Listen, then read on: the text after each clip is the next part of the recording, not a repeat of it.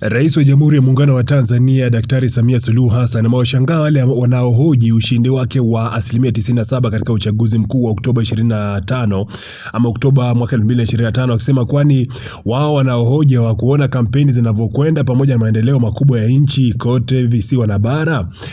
Na nukuu alichokisema, alisema hivi: nataka niwaambie ndugu zangu, uchaguzi wa mwaka huu kwa Zanzibar, Wazanzibari wote tulishikana, na ndio maana ilipandisha asilimia zile 97 ambayo leo wale wasiotutakia mema wanahoji, ama wale wasiotutakia heri wanahoji. Sasa wakihoji, mimi nauliza, hamkuona kampeni zilivyokwenda? Hamkuona kazi nzuri ya maendeleo iliyofanywa Zanzibar na bara?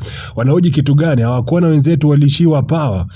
Nataka niwaambie ndugu zangu, uchaguzi wa mwaka huu kwa Zanzibar, Wazanzibari wote tulishikana, na ndiyo maana ilipandisha asilimia 97 ambayo leo wale wasiotutakia heri wanaihoji.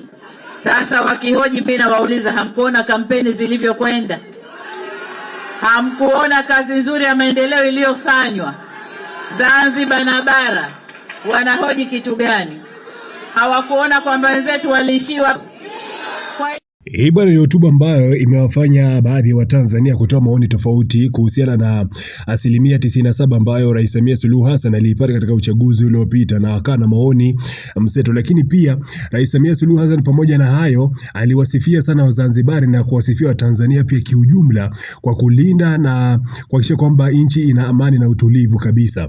Lakini pia akawapongeza Wazanzibari kwa kufanya uchaguzi kwa utulivu kiasi kwamba hakuna hata mmoja aliyenyukuliwa. Maana katika hotuba yake pia alisema kwamba nawapongeza na kuwasalimu Wazanzibari, mwaka huu tumefanya uchaguzi, hakuna aliyenyukuliwa, na kuwauliza yupo? Tumekwenda tumefanya kwa amani na utulivu, tukijua sote ni Wazanzibari.